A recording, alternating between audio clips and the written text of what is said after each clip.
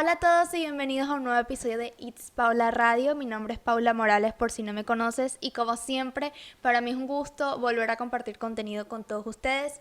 Hoy tenemos a un invitado muy especial en el podcast. Él es Julio Cañas, también conocido como El Profe o como @JulioFinance en su cuenta de Instagram. Julio es estratega y educador en el mundo financiero. Tiene ya 15 años asesorando a emprendedores. Es creador y fundador de su academia Fintel Hub, la cual se encarga de impulsar a emprendedores y a negocios con inteligencia financiera, y hoy vamos a tenerlo en este episodio para que nos hable sobre finanzas personales y sobre finanzas con propósito. Si estás viendo este episodio en YouTube, te invito a que te suscribas y a que le dejes a la campanita para que YouTube te avise cada vez que suba un nuevo episodio. Y ya sin más preámbulos, vamos a darle la bienvenida a Julio Cañas. Hola Julio, ¿cómo estás? Bienvenido al podcast. ¿Qué tal? Muchísimas gracias. Gracias por esta oportunidad de poder impactar y educar juntos a nuestras comunidades. La verdad que lo aprecio mucho. No, gracias a ti por estar aquí hoy. Yo sé que vamos a aportar muchísimo valor. Este es un episodio que quería hacer porque además me apasiona, soy fanática del tema de las finanzas personales y bueno, ya llegó la oportunidad para aportar valor en ese tema. Bueno, Julio, para empezar y para ponernos en contexto, para que también los oyentes te conozcan mejor, cuéntanos cómo comenzó tu historia con la educación financiera. No, buenísimo. Gracias por esa pregunta. Bueno, te cuento que no en vano me dicen en redes sociales el profe, ¿no? Particularmente en mi comunidad principal en Instagram, Julio Finance, y todo Ujú. nace porque siempre me ha apasionado el tema de educar y compartir conocimiento. De hecho, desde mis años universitarios yo era preparador, lo que llaman en inglés teaching assistant, y justamente cuando recién me había graduado de la Escuela de Economía en mi alma mater, inmediatamente empecé a dar clases universitarias, o sea que de ahí ya estaba desarrollando ese gen que tenía de educador, ¿no? Y bueno, naturalmente estuve por años involucrado dando clases de matemática financiera, y solo que cuando empecé a desarrollar un poco más mi carrera en el mundo de la industria de los servicios de asesoría de inversión, bueno, empecé como a viajar mucho, y lamentablemente por estar constantemente en un avión me distanció de las aulas, y no fue sino hasta hace, digamos, unos cuantos años, yo te diría que desde el 2015 para acá, cuando empecé a reconectar nuevamente con la educación, particularmente haciendo charlas y talleres, digamos, esporádicamente acá en Miami. Eso, como digo yo, en el plano offline, y ahí fue cuando reavivé otra vez la llama educativa, y desde entonces nace inclusive nuestro proyecto de educación y bienestar financiero que se llama Fintel Hub, ¿no? Pero no fue sino hasta hace 2 años cuando me di cuenta también que por tanto viajar, yo decía, oye, quiero algún medio que me permita, si se quiere, compartir algo de conocimiento sin necesidad de estar en una ciudad en particular. Y así fue como entré en contacto con las redes sociales y empecé particularmente a desarrollar la comunidad en Instagram, que bueno, hoy en día ya bellísima, ya somos más de 23,000 personas que estamos allí intercambiando ideas y conocimiento. Y además del Instagram, bueno, me permitió dar el salto también a este bello medio en el que estamos tú y yo actualmente hablando, que son los podcasts, y arranqué también el año pasado mi podcast Finanzas Orgánicas, y entre Instagram y Finanzas Orgánicas, pues es lo que me ha permitido a mí comunicarme con más y más personas para poder iluminarles el sendero hacia el bienestar y crecimiento financiero. No, me parece buenísimo, Julio. Una de las cosas que más me gusta de tu marca personal, de tu contenido en redes, es la filosofía que llevas. ¿Cómo logras combinar la educación financiera con el desarrollo y el crecimiento personal?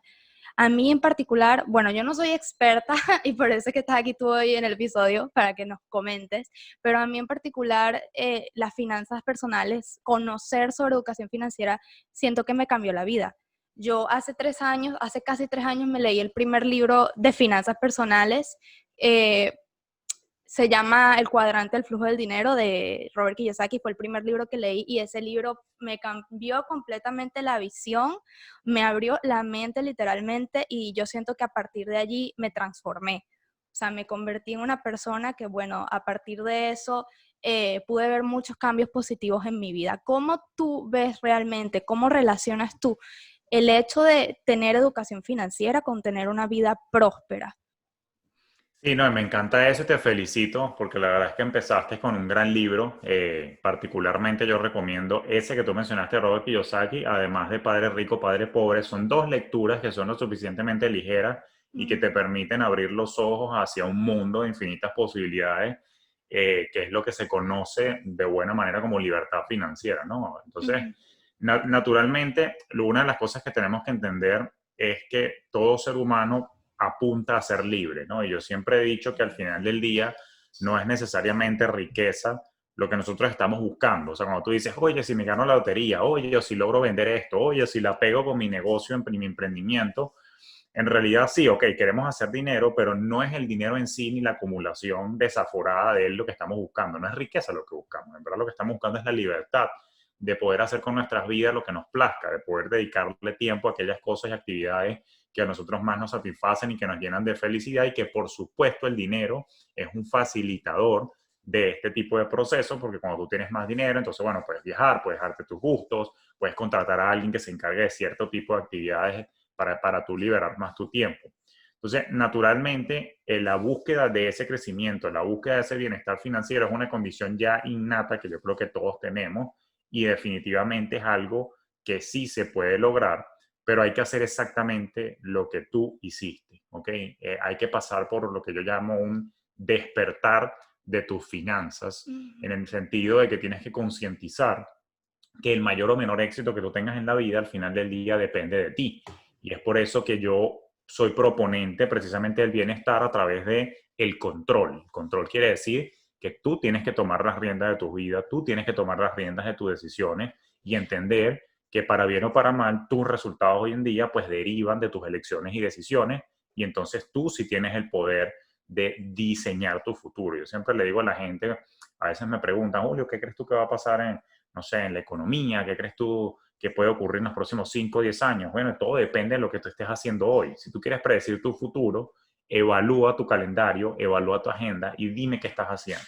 Si no estás haciendo nada, si lo único que estás es, por exagerar un poco, nada más viendo el Netflix o qué sé yo, haciendo puras actividades de ocio, entretenimiento, pues no vas a estar en un lugar muy distinto al que estás hoy dentro de 5 años. Ahora, si además de entretenerte, porque no digo que esté mal, tú estás trabajando por tus sueños, estás construyendo tu negocio o estás formándote para que en la carrera corporativa que estés, pues te den un ascenso, puedas ganar más dinero. Si te estás preparando continuamente y buscando explotar oportunidades, puedo decirte que dentro de 5 años vas a estar en un lugar mucho mejor. Claro que es posible, pero nuevamente tú tienes el control y eso es algo que tenemos que entender desde el inicio para entonces no echarle la culpa a algún factor externo de, no sé, la economía, el gobierno de turno, el país donde vivo, no importa dónde vivas, no importa quién esté en el gobierno de turno, no importa cuál sea la situación, no importa si hay pandemia o no hay pandemia, tú tienes el control de qué haces durante el día, de manera tal de que eso te acerque hasta a tus sueños y particularmente, de nuevo, al bienestar financiero, que sin duda es posible Ujú. alcanzarlo. Claro, no, y quiero rescatar algo que dijiste, que creo que es prácticamente la clave y es el despertar de la conciencia financiera. Creo que fue así que dijiste, ¿no? Y creo que eso es lo más Correcto. complejo porque si te das cuenta, todos desde que nacimos estamos siendo constantemente programados, entonces la mayoría de las personas tenemos ciertas ideas y ciertos paradigmas y ciertos pensamientos sobre el dinero. De hecho, existe esta idea de que el dinero es malo, de que las personas que desean tener dinero, bueno, son malas. Entonces, creo que lo más difícil allí es como que es salir de esa idea, ¿no? Como volver a, como desaprender para volver a programar tu mente, para entender que el dinero realmente es abundancia y es bienestar y lo que tú dices, que el dinero en sí mismo no es nada, es como un medio para lograr cosas y eso que es lo más importante que queremos lograr es la libertad. Entonces, ¿cómo haces tú o qué recomiendas tú para que las personas como, que eso es lo más complicado me parece a mí, entren en conciencia de que esto existe? O sea, de la importancia que tiene realmente el dinero. No, excelente pregunta y no puedo coincidir más contigo. O sea, ese despertar de las finanzas y de la conciencia financiera pues pasa necesariamente por alguna suerte de reprogramación mental. Ahora, Ujú. el cómo hacer para que la gente lo entienda y que la gente lo vea, fíjate que a veces es complejo y te voy a confesar algo que a veces me frustra, porque por más que yo quiero el bienestar para los demás, por más que yo me Sí, esfuerce lanzando muchísimo contenido, al final del día tenemos que entender que el cambio es para quien lo quiere. Entonces tú puedes totalmente. profesar mucho y yo te puedo vender mucho la idea de que sí, si aprendes esto conmigo, te prometo que te va a ir mejor, etcétera, etcétera. Si tú no sientes internamente la necesidad del cambio, si tú no sientes internamente esa motivación intrínseca, ese fuego por dentro que arde de mejorar tu situación, no hay manera en la que yo pueda influir tu conducta y que logre cambiar tus hábitos. Como dice el dicho, creo que puedes llevar el camello o el caballo hasta el lago, pero no puedes hacer que beba el agua. Entonces, cada quien tiene que pasar por una suerte de proceso y esta es la parte que a mí me duele porque me he dado cuenta que la mayoría de las personas, incluyéndome, que pasamos por una verdadera transformación y despertar de nuestras finanzas, tenemos un factor común y el factor común es que en algún momento de nuestra vida pasamos por alguna crisis de algún tipo Ujú. que nos hizo tocar fondo. Y me duele porque digo, cónchale, pero ¿por qué el crecimiento y por qué el despertar tiene que ser tan doloroso? O sea, ¿por qué no puede haber un llamado a la reflexión desde la paz y desde la tranquilidad tal que yo abra los ojos y despierte con calma? Es como que te despierten de manera abrupta. Es Sí. decir, imagínate que este despertar para muchos es como que estás tranquilito en la madrugada, dormidito profundo y te tiran un todo de agua fría. Entonces, así nos pasa a muchos y Sí. digo que es incómodo, o sea, pero lamentablemente hasta la fecha, espero que esto cambie, he visto que es así. Entonces, cuando alguien toca fondo, cuando alguien pasa por una situación de despido, cuando alguien pasa por una situación de divorcio, si es que estaba casado, cuando alguien pierde un familiar, de repente dependías de ese familiar, pierdes a tus padres, cuando te tienes que mudar y, digamos, pasar por alguna experiencia migratoria un poquito, si se quiere, accidentada, esos son los momentos que pareciera que te dejan una marca, ok, una huella muy, muy profunda y que te invita entonces a la reflexión y la consiguiente entonces transformación de toda tu filosofía de vida, incluyendo la financiera. Entonces a mí me encantaría que episodios como este que estamos grabando pues sirva de reflexión a las personas y que no necesariamente tengan que pasar por una crisis para empezar a tomar Claro. las riendas. Yo creo que bastaría con pasar por reconocer que de repente estás insatisfecho o insatisfecha, no te sientes a gusto con tu situación financiera actual y dices, ¿sabes qué? Yo quiero estar mejor. Yo quiero dejar de sentir que estoy sobreviviendo. Quiero pasar a sentir que estoy viviendo, disfrutando mi vida en pleno, pero no esperar a la crisis, no esperar a la siguiente pandemia, no esperar a que te boten del Claro. trabajo o pase algo para poder abrir los ojos. Y una vez que entonces entendemos que sí necesitamos el cambio, yo creo que la primera recomendación es, bueno, busquemos los recursos. O sea, está este episodio del podcast, está tu Ujú. podcast en líneas generales, en el que por supuesto tocas distintos temas de desarrollo personal, de estilo de vida, emprendimiento, etcétera, etcétera. Está mi podcast, Finanzas Ujú. Orgánicas, recursos, cursos allá afuera, y es cuestión de tratar de conectar, ¿ok? Y así como de repente yo saco contenido y tú también, para poder guiar a las personas y lo hacemos con muchísimo cariño, pues entonces se trata también de buscar esa persona o ese mentor virtual. A mí Claro. me ha servido mucho esta técnica Ujú. con quien tú conectes. Entonces, de repente, yo sin querer queriendo, probablemente me he convertido en mentor virtual de miles de personas que escuchan mi podcast Finanzas Orgánicas, pero cuando yo me volteo, yo también tengo mentores. Por ejemplo, yo sigo Claro. mucho a Joe Dispenza, yo sigo a Ujú. Brendon Bouchard, de repente sigo algunas cosas de Robert Kiyosaki también, por poner algunos nombres de ejemplo, Warren Buffett en el mundo de las inversiones. Entonces, siempre hay alguien allá afuera que probablemente ha alcanzado, ¿ok?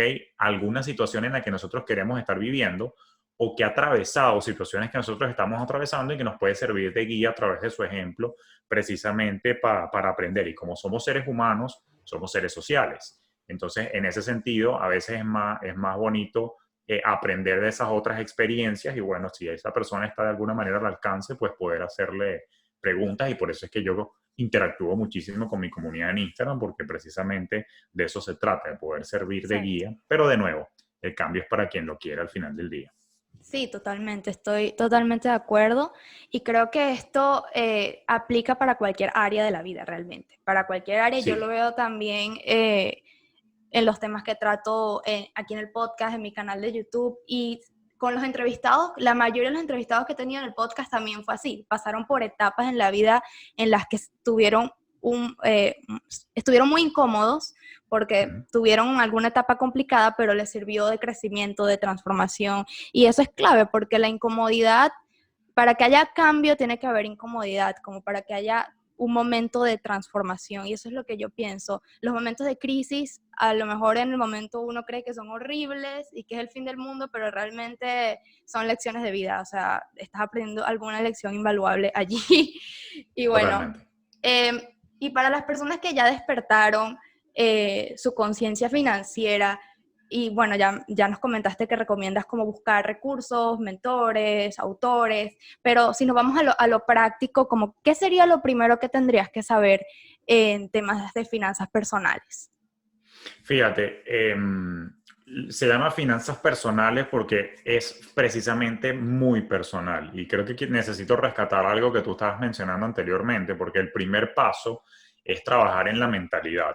Y esto, fíjate que la mayoría de la gente piensa, no, yo tengo que inmediatamente entender cómo se invierte, inmediatamente entender cómo se maneja un flujo de caja, déjame leerme el cuadrante de flujo del dinero, que no está mal, por cierto, nuevamente reitero la recomendación.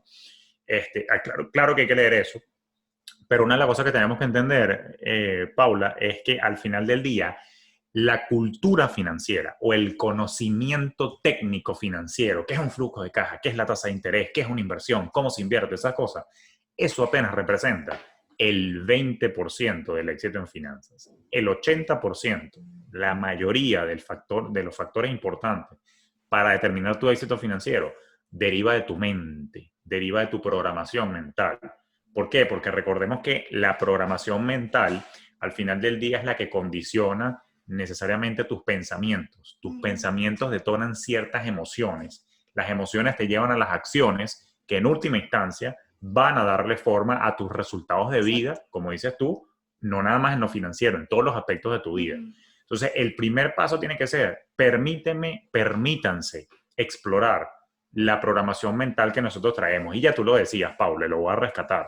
Esto deriva mucho de la infancia, todos esos modelos mentales que tú mencionabas, todos esos paradigmas, esas formas de ver el dinero, esas formas incluso de relacionarnos con el dinero, derivan y las arrastramos de nuestra infancia, ¿ok? Los primeros años de vida, eso está demostrado científicamente, que los primeros 7 años de vida de un ser humano es donde se forja el carácter, es donde se forman y si se quiere, se les da estructura a la cadena de valores y pensamientos que nosotros vamos a tener y que probablemente van a condicionar el cómo actuamos y cómo decidimos posteriormente en la vida adulta. Por supuesto, después de los 7 años y entrando en la adolescencia, se pulen una que otras cosas y por supuesto se afianzan más en la etapa temprana de la adultez. Pero dicho esto, cualquier cosa que nosotros hayamos visto, cualquier cosa que nosotros hayamos, si se quiere, oído, y cualquier experiencia que hayamos vivido, ¿ok? Y particularmente con el dinero, va a marcar lo que nosotros pensemos, para bien o para mal, de las finanzas y del dinero. Pues con algunos ejemplos. ¿Qué ocurre si de repente en mi casa yo tuve, si se quiere, mensajes positivos con respecto al dinero en el que se me inculcó que había que ahorrar? Si mis padres me repetían hasta el cansancio, hijo, nunca gastes más de lo que ganas, recuérdate por lo mínimo ahorrar el 10% de lo que te ingresa, cuando puedas trata de, bueno, de darle de vuelta algo a la sociedad y si puedes contribuye con alguna caridad.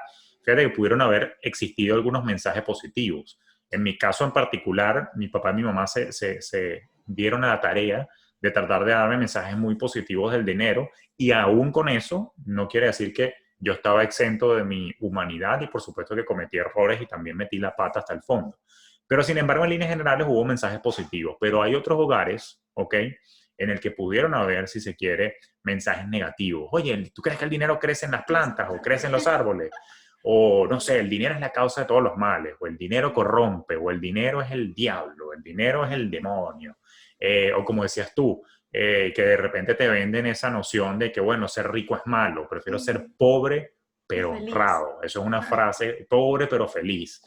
Y claro, esto es curioso porque particularmente, y ya que este podcast es en español, pues uno de los fenómenos es que en Hispanoamérica en particular, lamentablemente nosotros hemos pasado por unas economías que han tenido unos ciclos sociopolíticos muy particulares y la política misma ha impregnado de una connotación negativa los asuntos de dinero, porque entonces ya uno asume que el que tiene dinero es porque, bueno, ese político hizo plata, o sea, es que se la robó, es un corrupto.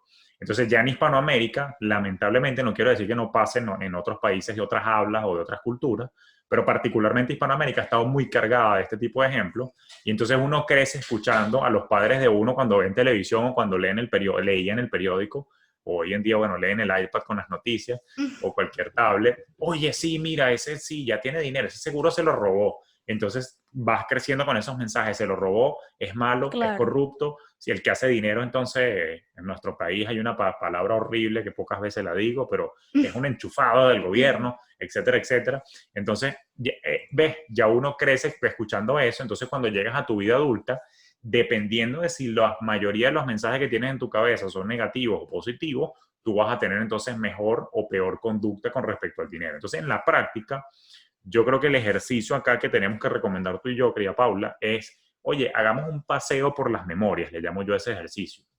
Es decir, vamos a sentarnos a anotar qué cosas creo yo que, o recuerdo yo, mejor dicho, que escuché, qué cosas recuerdo yo que se hablaba sobre el dinero en mi casa, y hacer una suerte de inventario de creencias y afirmaciones que están rondando en mi cabeza. ¿Por qué esto es importante?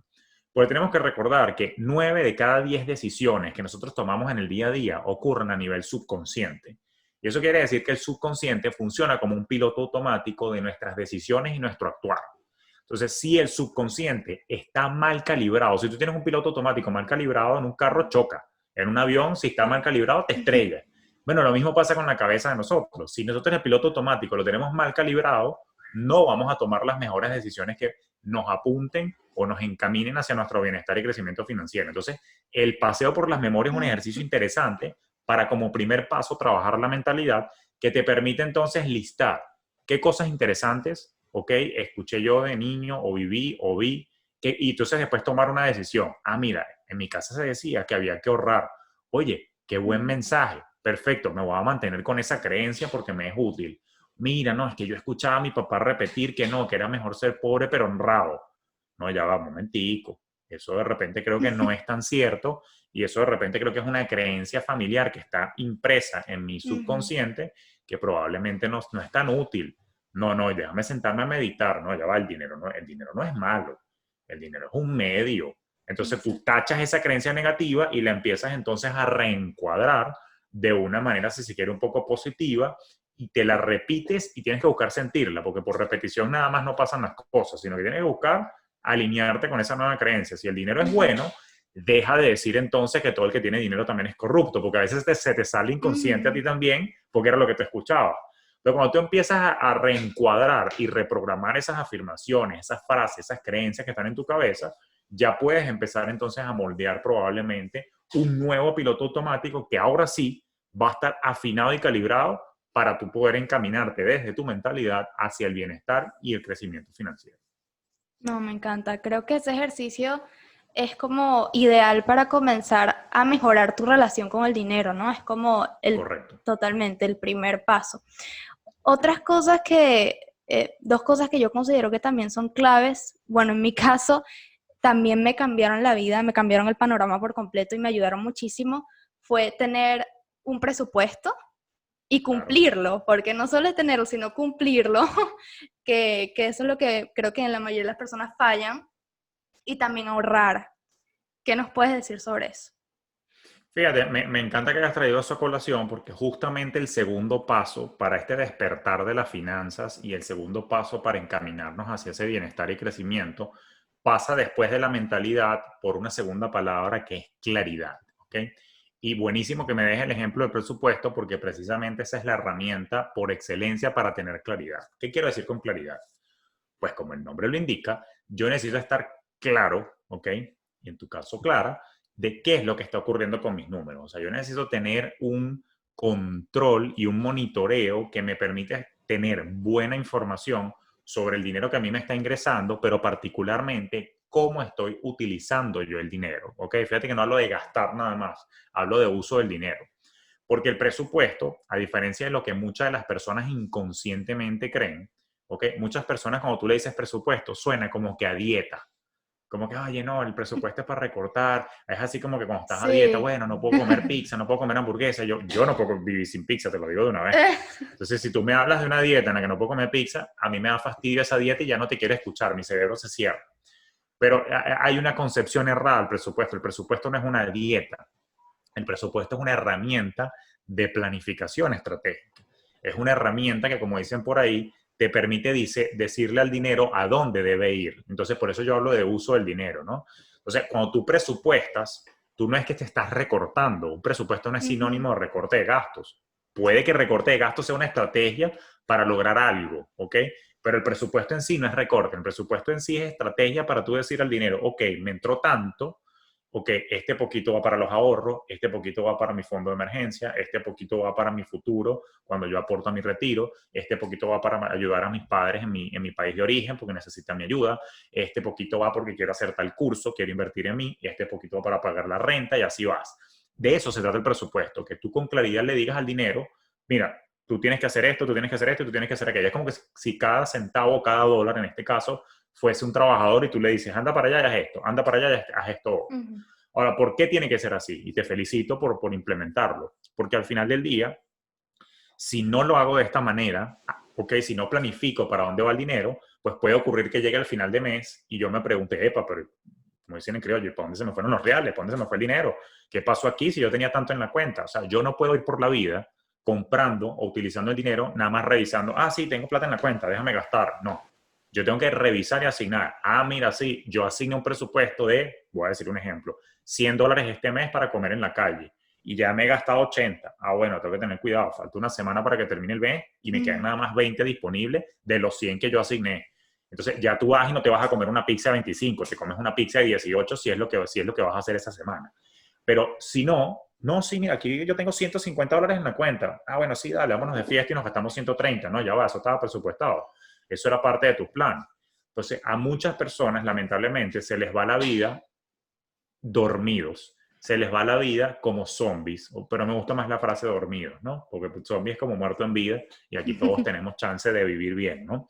Pero sí se les va la vida como dormidos porque naturalmente no hay una conciencia que les permita este control. Y nuevamente vuelvo a hablar del despertar de las finanzas y un presupuesto te permite mantener unas finanzas despiertas precisamente porque entonces tú le puedes decir exactamente a cada centavito qué es lo que tú necesitas que él haga siempre y cuando todo en conjunto te lleve entonces a tu bienestar. Por eso es que el presupuesto no solamente hay que tenerlo, como dices tú, pero cuando tú lo haces y lo revisas periódicamente, entonces se te va a dar la oportunidad también, como tú mencionabas, de cumplirlo, porque de nada hace falta calcularlo Claro. si no le voy a hacer caso al plan.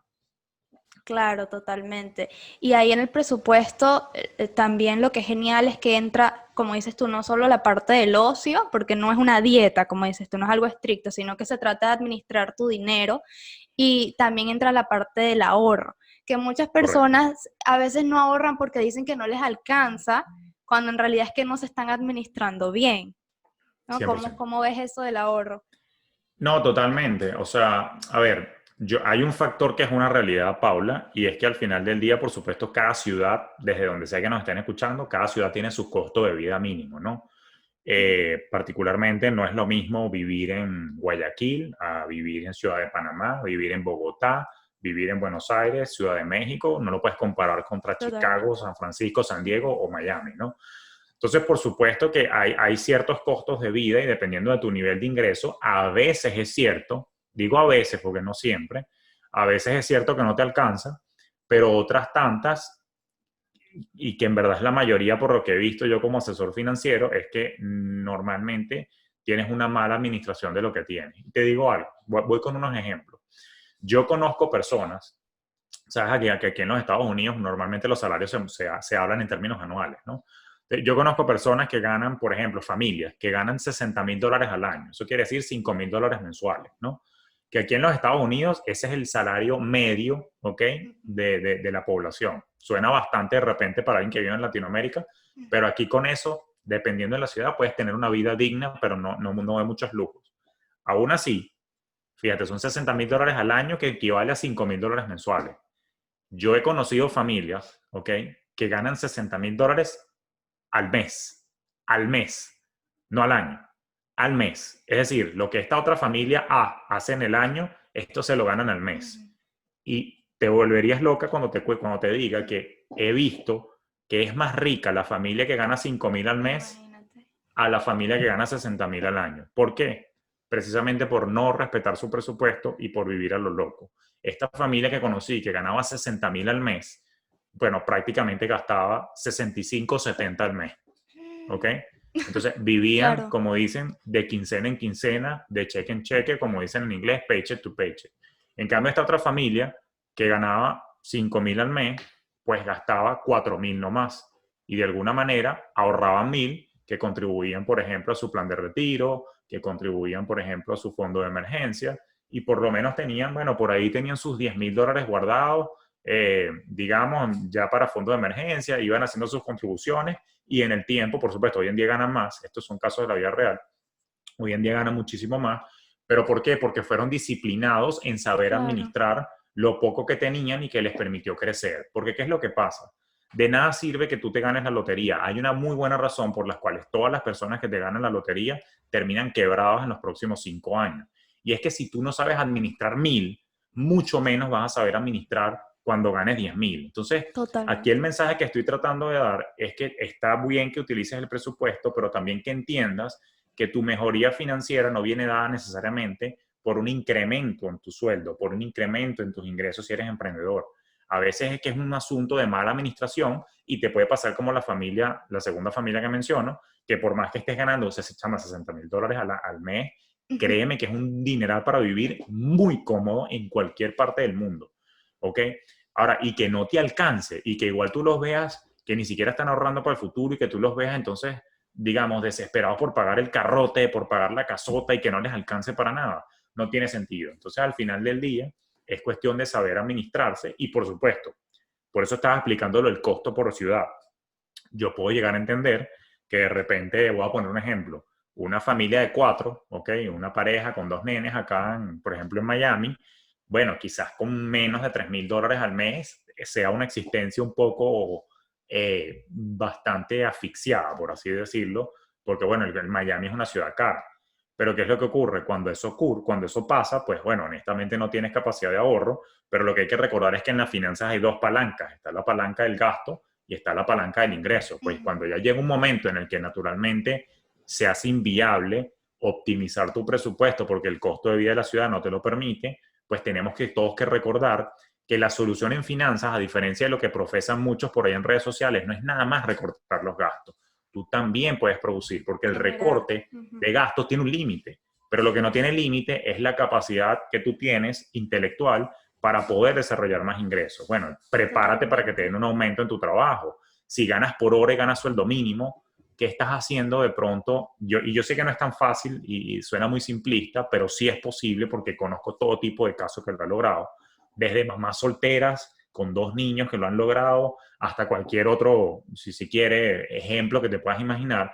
¿Qué estás haciendo en las noches de repente por formarte para pasar al siguiente nivel? Yo conozco, por ejemplo, Ujú. personas que fueron meseros, su primer trabajo, a pesar de ser profesionales en sus países de origen, y que aún como meseros lograron ahorrar y formarse para entonces de repente poder revalidar sus carreras en el país. Aquí en los Estados Unidos, por ejemplo, si tú vienes como abogado, no puedes ejercer como abogado a menos que hagas una reválida. Si te vienes como contador, pasa lo mismo.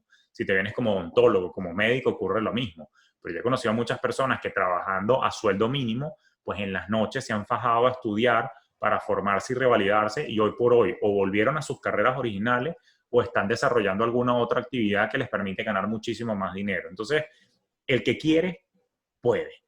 Entonces, Sí, por eso es que es importante entender que el control lo tenemos nosotros, pero a veces ese no te alcanza como tú, como no me alcanza, como decías tú, no necesariamente siempre lo compro, porque si no te alcanza es porque probablemente no te has sentado a pensar y a despertar, que es el llamado que tú y yo estamos haciendo hoy. sí, totalmente. Algo que quería rescatar de lo que conversaste, de lo que me comentaste ahorita, es una frase que leí en el libro de Harv Eker, que se llama Los secretos de la mente millonaria, que dice que más importante que la cantidad de dinero en sí es el hábito de administrarlo. O sea, que no importa la cantidad, sino que lo sepas administrar. No importa si tienes $1, $5, lo que sea, pero que lo sepas administrar bien, porque lo mismo que dijiste, si te llegan luego 10.000 y no lo sabes administrar, los vas a perder. Entonces, No, ese libro me encantó, entonces para que Muy, sepan los que lo estén escuchando. no, no, eso es muy importante, por lo que te decía, si no sabes administrar 1000, no vas a administrar los 10.000. Y tú me dices, bueno, puede haber un golpe de suerte en el que pasé de 1000 de ingresos a 10.000, no sé, te ganaste la lotería, qué sé yo, algo pasó, sí, puede pasar, esos golpes de suerte ocurren, pero el tema es que no te vas a sostener en ese nivel de ingreso porque vas a terminar como la segunda familia que te pinté, que vas a Ujú. terminar gastando más de lo que puedes y lamentablemente te va a terminar yendo muy mal y vas a volver de nuevo a tu situación original.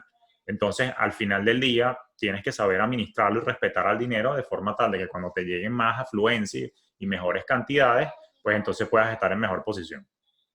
Ok, buenísimo.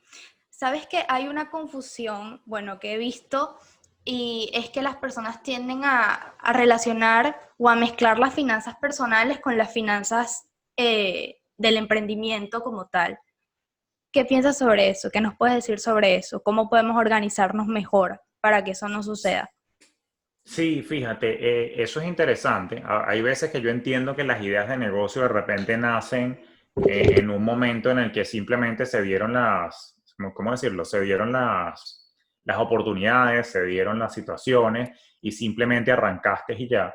Pero llega un punto en el que lo razonable es precisamente separar lo que son las finanzas personales, las finanzas de negocio. ¿Por qué? Porque el negocio particularmente tiene sus propias dinámicas eh, y digamos, dependiendo de donde vivas, siempre, por lo general, tienes que estar pendiente de asuntos fiscales, de asuntos de impuestos, de asuntos de organización y particularmente si vas a trabajar en sociedad ese negocio, por Ujú. supuesto que lo mejor es aún más recomendable pues Claro. separar las finanzas personales porque dicen que cuentas claras conservan no solamente amistades, sino bueno, por supuesto también sociedades y hasta familiares.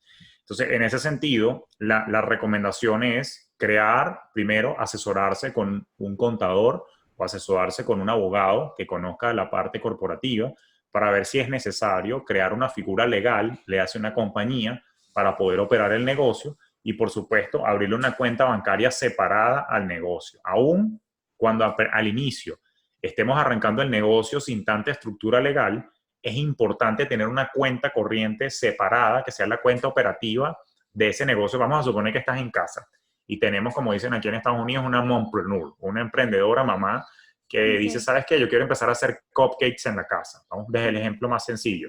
Bueno, de repente al inicio no amerita que crees una compañía. Al inicio llega un punto en el que después, dependiendo del volumen de ventas, pues sí. Pero entonces, naturalmente, ¿qué puedes hacer? Bueno, tú puedes crear una cuenta bancaria aparte, ¿ok? Donde los ingresos y los gastos que tú vayas a tener de ese negocio de hacer los cupcakes en casa, los manejes a través de esa cuenta. Y las cosas personales, pues a través de tus cuentas normales que ya tú tienes con la banca en sí. ¿Por qué? Porque eso te va a permitir de manera más sencilla, pues tener un control de qué es lo que está pasando con tu negocio y cuando tú necesites, en caso que haya alguna ganancia, pues retirar de allí, pues tú sacas plata de esa cuenta operativa del negocio y te la trasladas a tu cuenta para tus gastos personales. Nunca es recomendable utilizar el negocio para gastos personales, Claro. particularmente ya cuando estás constituido como empresa, porque pueden haber algunos malos entendidos con el organismo fiscal del país en el que estés por estar metiendo algunos gastos que probablemente no necesariamente eran de negocio. Pero el consejo es separar las cuentas desde el inicio para evitar malos entendidos. Claro, totalmente. Y bueno, Julio, hemos hablado sobre la programación mental, sobre cómo empezar a colocar en orden nuestras finanzas personales, pero algo que llama muchísimo la atención y que yo sé que muchas personas quieren saber es cómo sería el camino ideal hacia la libertad financiera, que sé que obviamente no hay como una fórmula, pero cuáles serían como esos pasos para que las personas pues se puedan alinear y tengan como un norte. No, es una excelente pregunta y fíjate que sin querer queriendo hemos estado hablando ya de dos requisitos fundamentales para el camino. Antes bueno, primero hablamos de mentalidad y fíjate que segundo hablamos de claridad, ¿no?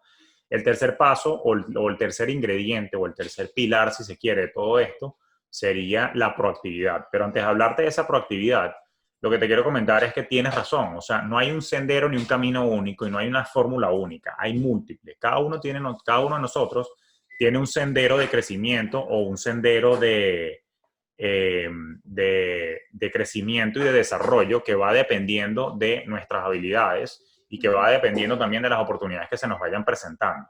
Entonces, decir que por donde crezco yo no necesariamente es el camino sendero por el cual vas a crecer tú. ¿Por qué? Porque, bueno, yo estoy formado de una manera, tú estás formado de otra, tú te has desarrollado de una manera, yo de otra.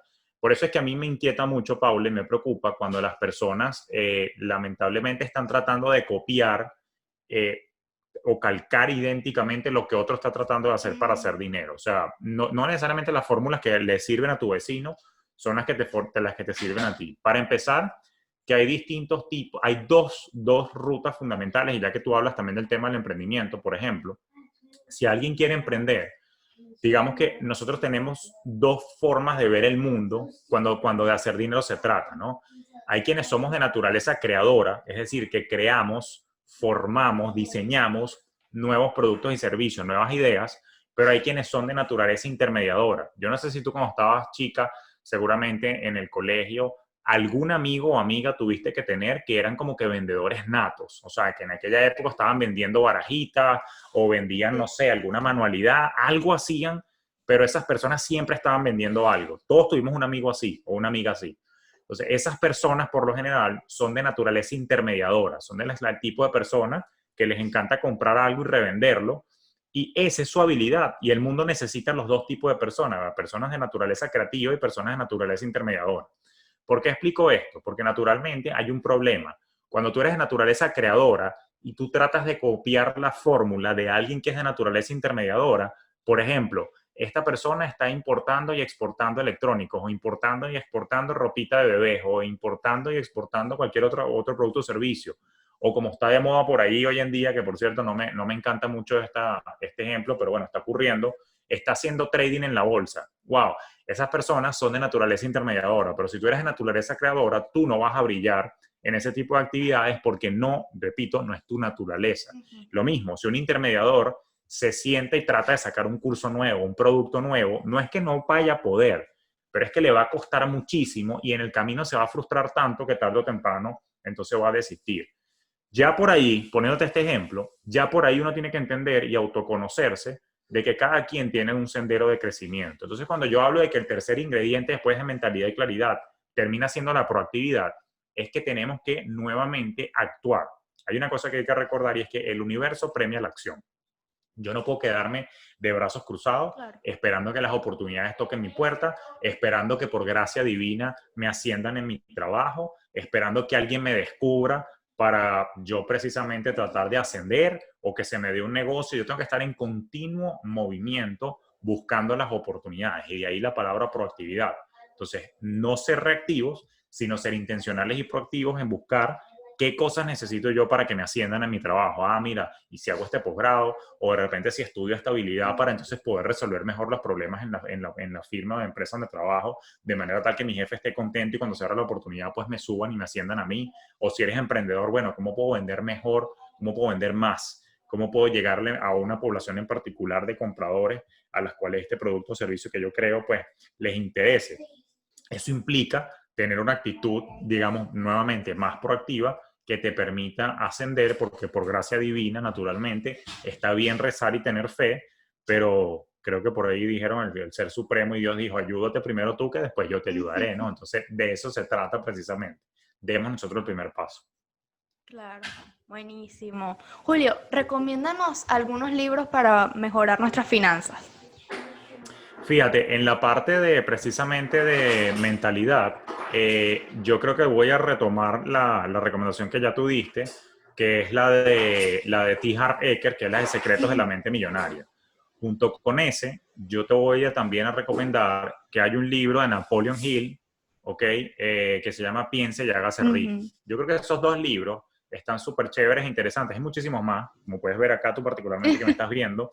Pero en efecto, yo creo que esos son dos libros interesantes, básicos y de cabecera que te pueden ayudar en unos fundamentos para tú reprogramar un poquito la mentalidad y cómo estás pensando con el dinero. Luego, yo creo que vale la pena, si se quiere, adentrarnos un poquito en Padre Rico, Padre Pobre para arrancar. Estas son lecturas que para mi gusto son súper, súper básicas, pero está bien para quien se está iniciando. Porque nuevamente Padre Rico, Padre Pobre tiene una combinación de cultura financiera junto con mentalidad. Es como un mix, como un blend, ¿no? Entonces está bien sabroso de leer, bien sencillo. Y ya después, bueno, una vez que leemos estos tres, yo creo que ahí sí ya podemos entonces después con calma me puedes escribir y decir, bueno, quiero saber un poquito más de inversiones, quiero saber un poquito más de esto y te puedo recomendar. De todas maneras, para quien me está conociendo ahorita, Ujú. en mi cuenta de Instagram, Julio Finance, cuando tú vas a mi perfil y le das clic al link, hay un link en particular de libros que yo también recomiendo. Entonces, cuando ya pasaste el ciclo básico, como yo le llamo, tú puedes tranquilamente entrar allí y tú ves una serie de libros que yo tengo curados para distintos rubros. Mentalidad todos libros que tienen que ver con finanzas principalmente. Mentalidad financiera, crecimiento financiero, finanzas para emprendimiento, finanzas para invertir. Entonces ahí puedes ver. Pero yo creo que con estos tres es tremenda tarea para nosotros arrancar en este despertar de las finanzas y en este despertar de la conciencia. Genial, Julio. Y ya para finalizar, ¿qué tres cosas le dirías a las personas que nos están escuchando en este momento que quieren ordenar sus finanzas y mejorar su calidad de vida, traer más abundancia a su vida? ¿Qué les dirías? Mira, básicamente diría tres cosas y son tres palabras: educación, orden y progreso. Vamos con educación. Por ahí creo que fue Benjamin Franklin, padre fundador de los Estados Unidos, quien dejó una frase bellísima que decía que la inversión en conocimiento paga el mejor rendimiento. Y si hay algo que nosotros tenemos que entender es que hay que invertir en nuestra formación, hay que invertir en nuestra educación. Educación no quiere decir necesariamente que tienes que hacer un posgrado en finanzas para ser exitoso en finanzas. No, lo que quiero decir es formación continua. Invierte en libros, invierte en cursos. Pero fíjate que aquí estás invirtiendo tiempo y dinero. El hecho de escuchar este episodio, estás invirtiendo tiempo también en formarte y por supuesto trata de invertir tiempo en aquellas fuentes y en aquellas personas que te estén dando contenido de valor. Repito, no tengo nada en contra del ocio, en contra del entretenimiento, porque nuestro cerebro lo necesita, pero si tú lo único que haces es invertir tu tiempo en ocio y entretenimiento, pues ya sabes dónde vas a estar en 5 años. En cambio, si tú le dedicas buen tiempo a escuchar un buen podcast, a seguir buenas cuentas de Instagram, a escuchar de nuevo episodios y podcasts como el tuyo que te ayudan a crecer, pues necesariamente tú vas a estar en una mejor posición. Entonces hay que invertir tanto tiempo como dinero en la educación.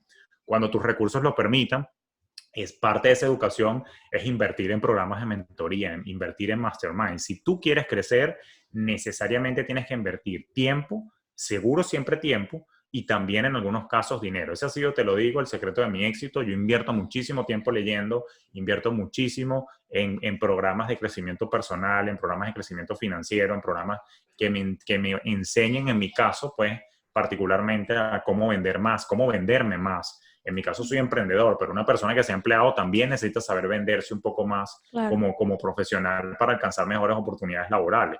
Entonces, en ese sentido, la educación es la primera palabra. Lo segundo, el orden, que creo que ya lo tocamos tangencialmente cuando hablamos del presupuesto y cuando hablábamos de la palabra claridad, ¿ok?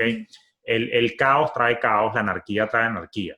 Entonces, en ese sentido, yo necesito llevar mis finanzas en orden, en el entendido de qué es lo que me va a permitir tomar mejores decisiones informadas y yo saber a ciencia cierta qué es lo que está pasando con mi dinero. Si no hay orden, pues difícilmente yo vaya a traer la abundancia porque naturalmente voy a estar operando desde el caos y desde la incertidumbre, cuando lo que quiero es, de nuevo, la Totalmente. palabra aquí es claridad, ¿no?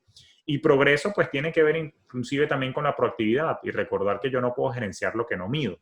En ese Ujú. sentido, yo tengo que continuamente estar muy conectado con qué es progreso para mí. Porque lo que es progreso para mí no necesariamente es progreso para ti, Pablo. O sea, tu definición de éxito no tiene que ser igual a la mía. Claro. Tu definición de bienestar no tiene que ser igual a la mía.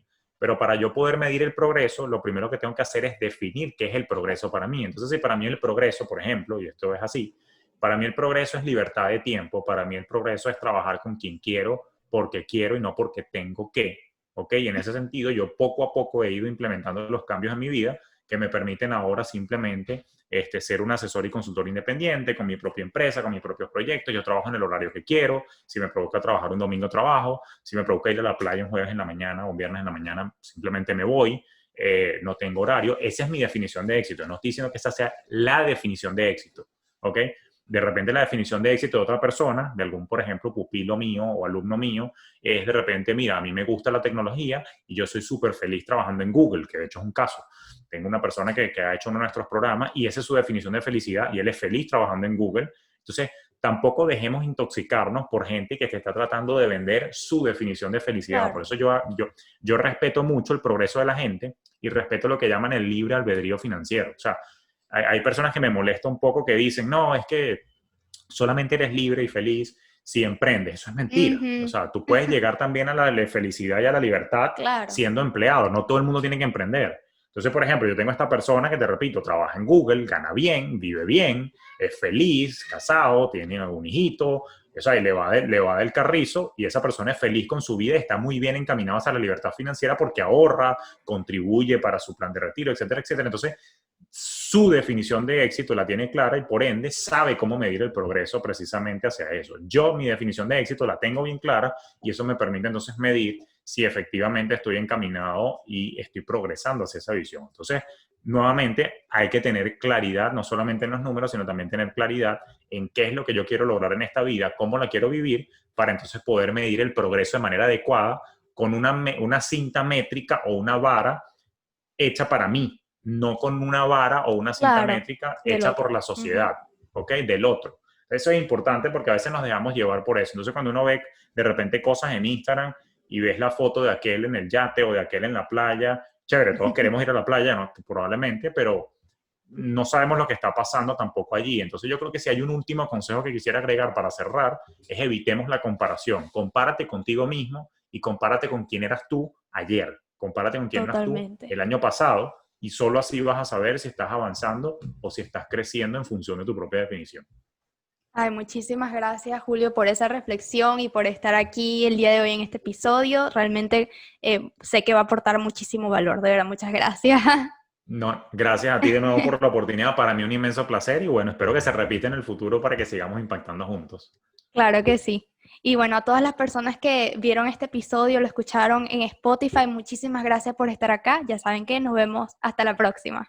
Chao.